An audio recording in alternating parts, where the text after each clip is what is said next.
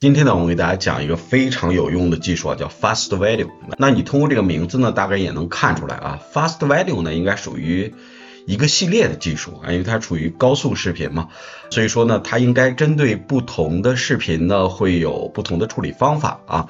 那今天我们重点看的这个叫 Fast 混元啊，当然它主要是针对混元的大模型，就是腾讯的那个啊。那我们做了很多期视频关于这个视频生成模型，那么主要是它的一个加速技术。那我们可以简单看一下啊，为了大家看得清楚的话呢，我们来把它翻译一下。大家注意啊，在这个里边的话呢，我们需要注意，就是它在真正训练的时候呢，会将这个平移值呢设置成17，不长就是采样的步数呢是6啊，分辨率它用的是720×1280，然后 CFJ 呢需要大于6，这就是它的一个基本的设置啊，所以说我们简单了解一下。然后呢，我们来看一下它采样的一个效果，或者叫视频生成的一个效果。那左侧呢是 Fast 混元的6步采样，而右侧呢其实是真正的混元模型的6步采样。大家会发现啊，有非常大的一个区别。当然真正在测试的时候呢，我们并不希望大家用6步采样去做，这个属于最低的一个要求啊，就是说你最起码也得6步啊。那我们测试的时候是用10步采样啊。那这个怎么去用呢？这个模型你不能直接下载啊，你注意它现在呢是一个diffuser 模式的，那大家看一下啊，那这里边呢有我们的编码器、解码器啊，会有这个 transformer 的模型。那我们打开 transformer 大家可以看到有一个 PT 的文件，大小呢是 25.6 个 G， 所以说呢你总体上来看这个东西它其实呢不能直接用在 ComfyUI 里边。那怎么去用呢？大家可以用 K 神的一个不叫扩展，就是它做的一个模型库啊，它有很多模型的放到它的模型库里边。在包包脸上呢，大家可以搜一下 K 神的这名字，然后呢这里边有很多模型库啊，我们来看一下这个。这是 K 神的混元 Value ComfyUI 啊，就是ComfyUI 的一个混元的模型库啊，这里边它修改的模型呢全部在这里边。大家注意啊，关于 Fast Value 呢，我们可以看到2个模型，第一个叫做混元Value Fast Value 啊，然后后边是一个格式，是一个 FP8 的，所以说呢大小呢大概小了一半，13.2个 G。这是第一个模型。第二个模型叫做 HY 的意思当然也是混元啊，Fast Value， 然后 LoRa FP8，这个 Safe Tensors。那这个东西呢，其实只有174兆，它是一个什么呢？它是个 LoRa 啊，也就是说，我们可以拿一个传统的混元模型，然后加上这个 LoRa， 其实也可以达到一个快速采样的目的啊。所以说呢，大家可以把这个模型下载下来，那放到哪儿呢？你可以2个选择。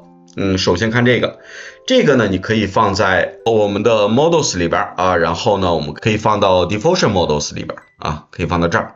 当然呢，也可以放到 Unet 里边，放到这儿也是可以的啊。当然那个 LoRa's 只能放这儿。放到 LoRa's 里头。那有人说我是不是应该用 K 神的扩展去测这个呢？今天呢我们玩一个不一样的啊，我们还不用 K 神的那个扩展，因为我们都知道 K 神的那个混元的扩展采样是很慢的，而且分辨率也非常低。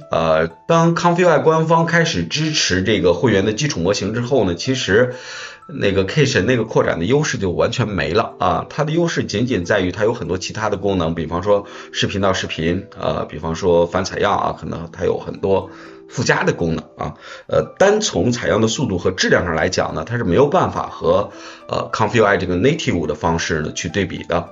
所以说呢，我们今天还是用 ComfyUI native 的方式来给大家演示一下所谓的 Fast Value， 我们看一下能不能有一个采样速度的质的飞升。那这样我们先来看第一个工作流。第一个工作流呢是一个传统的混元的工作流，当然是在 ComfyUI native 的这样一个模式下来跑的啊。那在这儿的话呢，我们用到了一个官方的混元模型啊，然后用到了它的编码器啊，用到了它的 VE。别的呢没有什么好说的。注意啊，我这儿现在这个 Sigmas 呢是20步采样，那就是跟那个官方的设置是一样的。分辨率呢是 88×480，然后呢我采用了一个提示词啊，这个提示词呢是这个。这个图片对应的提示词，你可以认为是一个汉服女孩在一个竹林里边。然后我们看一下采样的效果，非常的漂亮啊。这个呢，其实就是我们说的普通的混元模型的一个效果。有人说，那为什么你要跑这个呢？我们主要做一个对比啊。既然所谓的 fast value 指的是速度有一些提升，但是速度提升不代表质量下降啊。你不能说质量下降的很快，那我们怎么去用这个东西呢？所以说呢，我们先来看一下一个基准啊。好，下边呢，我们先看第一个工作流啊，第一个高速的工作流。大家注意啊，在这个里边的话呢，其实所有的都没有变化啊，但是呢，我把这个模型给它换掉了，我换成了混元的 fast value， 那也就是它现在就是这个高速模型。它本身就是 FP8 的，所以说呢，我的这个 weight type 就是说这个权重的模式呢选成了这个。另外你要注意啊，我现在这个采样就不是20步采样了，我是10步采样。那这个速度呢，当然就会快很多，至少会快一半啊，这个毫无疑问，因为你原来是20步采样啊，现在是10步采样。大家看一下生成的效果。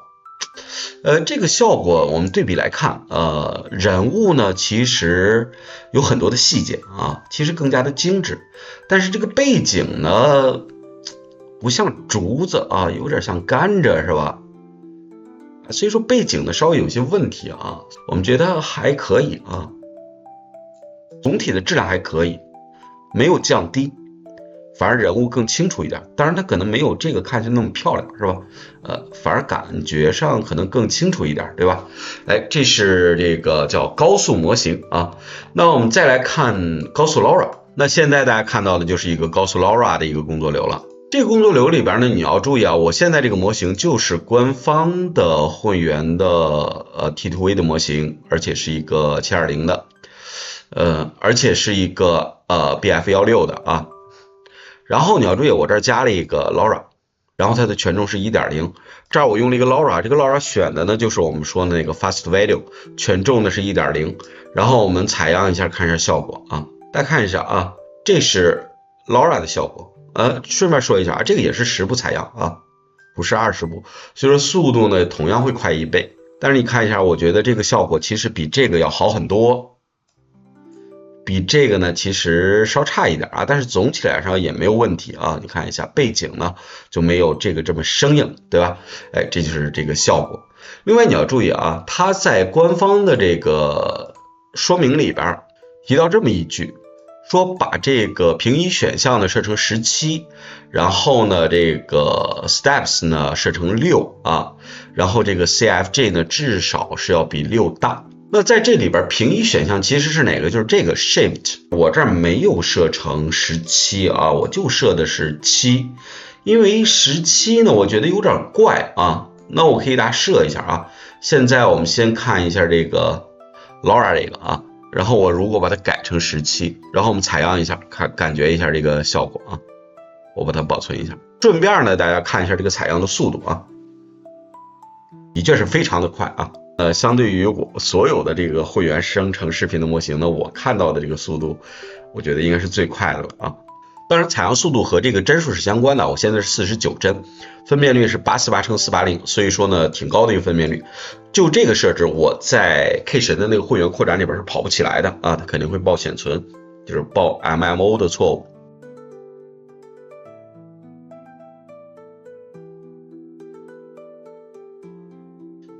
17，的确是要好一些啊，可能我之前测试还是有些问题。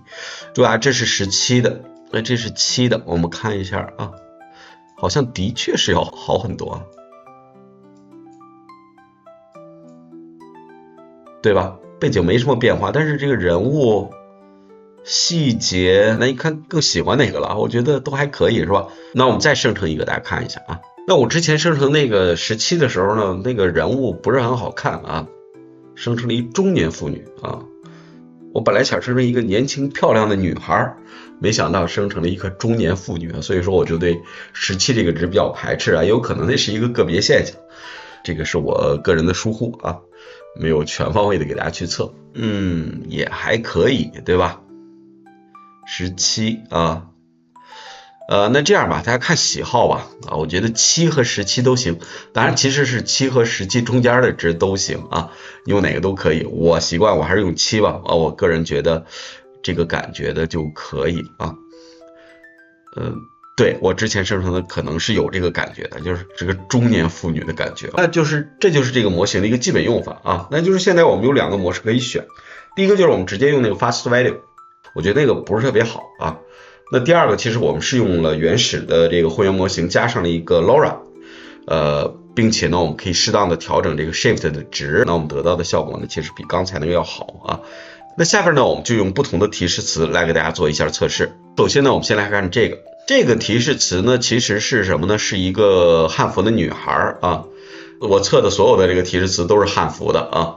汉服女孩在这个屋子里边看书啊。那其实我参照的是这个图片啊，这个图片我们在之前做很多的那个图生视频的时候都用过啊。当然它生成出来呢，我们只是借助这个提示词嘛，所以说不见得跟这个是一样的啊。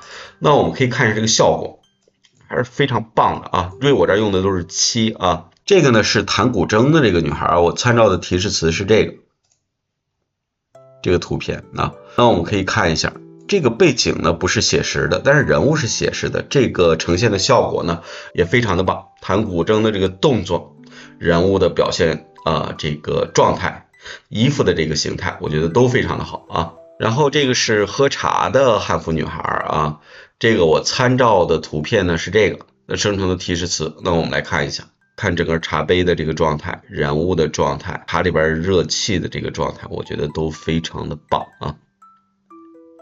好，再看这个枫林里边奔跑的女孩啊，那我参照的图片呢是这个。由于这个图片是一个那个动画风格的，所以说我给它了一个关键的提示词，就是写实风格。所以说呢，我们生成出来呢，其实是一个写实风格的。大家看一下，这个也非常的漂亮，女孩奔跑的状态。这个女孩呢也长得非常好看啊，略微有一些问题，你注意这个树这儿，这个树的阴影呢，其实这儿有一些问题啊，所以说在 fast value 里边，可能在某一些近景渲染的时候呢，会出现一些不太符合常识的一些图像和镜头。这个是站在长城上的一个女武士，那我参照的提示词呢是这个。同样呢，我为了保证它的风格一致呢，我用的是写实风格。